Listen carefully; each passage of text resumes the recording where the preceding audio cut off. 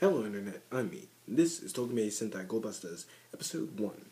Now, I'm going to get through this as quickly as possible so that YouTube, honestly, I'm going to give you my rating right now. 8 out of 10. Straight up. 8 out of 10 for those who, if you give it a fair standing on its own merits, it's 9 out of 10 for just a normal tokusatsu with no ties to Super Sentai. With ties to Super Sentai, it is definitely an 8 out of 10, and could be a lot different. Not better, but different. Now, what is it? Why am I doing this? Because I'm not going to talk about the plot. I'm not going to do that. This is going to be a quick video, and I'm just going to tell you what I liked and didn't like about this episode. What I liked was the villains. I liked how the villains were kind of crazy, looked insane, and I liked how Messiah, the big main bad guy, was more of a villain who looked like he was desperate and trying to actually get out of the situation he was in, even describing that he is suffocating, and he probably physically is, even though he's in cyberspace. Now, for those who, what else I like is the robot battles. The giant robot battle was the best thing of this episode. Best fight scene in this whole entire episode. And it had me cheering on, just go red. And I was just kind of like, yes. Now, something I didn't like. The loss of a henshin and roll call. Now, you're all probably wondering, well, they didn't have the full team. Was there really needed to be a henshin and roll call?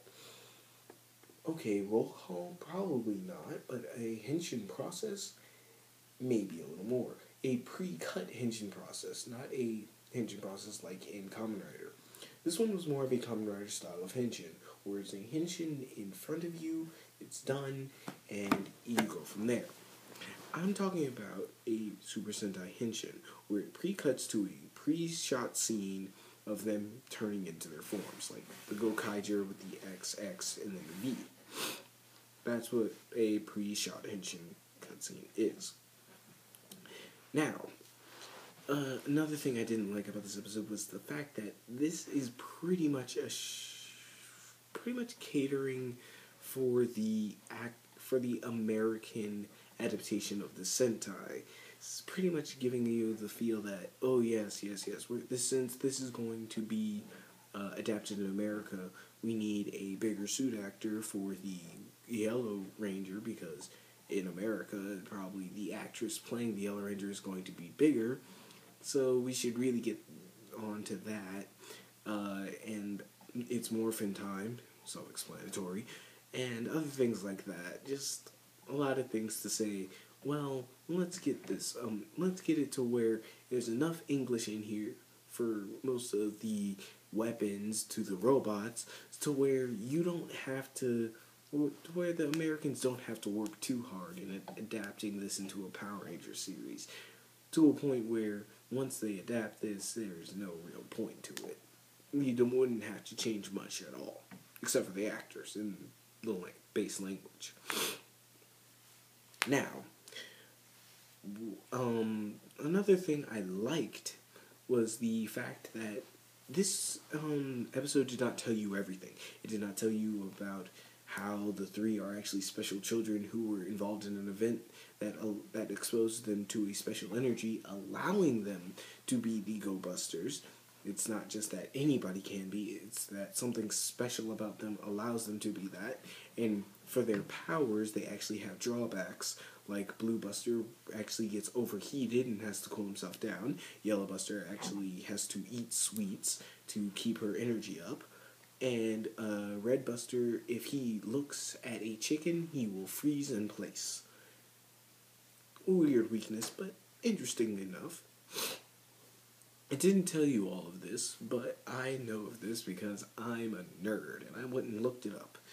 So, and I liked how it actually kept a little mystery for you. I liked how it actually set up that this is an organization, not just a team like Gokaiger.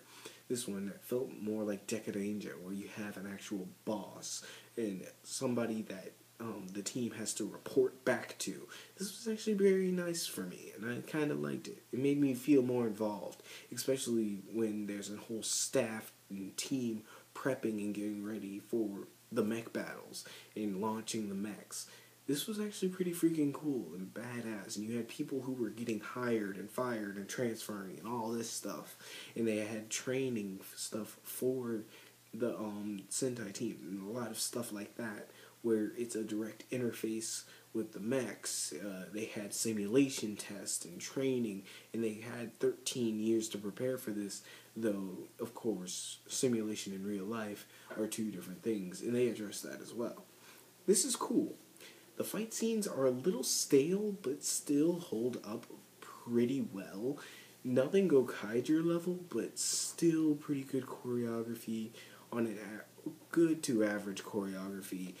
And then again, this is coming from a guy who's watched a lot of tokusatsu, a lot of action movies, and honestly just gets a little jaded at points. So I might be a little biased on that one.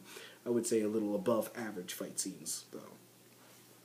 Now, on to my main problem with anything out of this Sentai so far is the suit actor to actor ratio. That the suit actors are actually bigger than the actual actor. Now, this is a normal thing that I don't usually harp on because it's barely noticeable, because usually it's about a few inches off between the suit actor and the actor. But in this one, it is visibly a problem, because Blue Buster is about this tall and Yellow Buster is about this tall when they're not henshined, but when they do henshin, Yellow Buster comes about this height.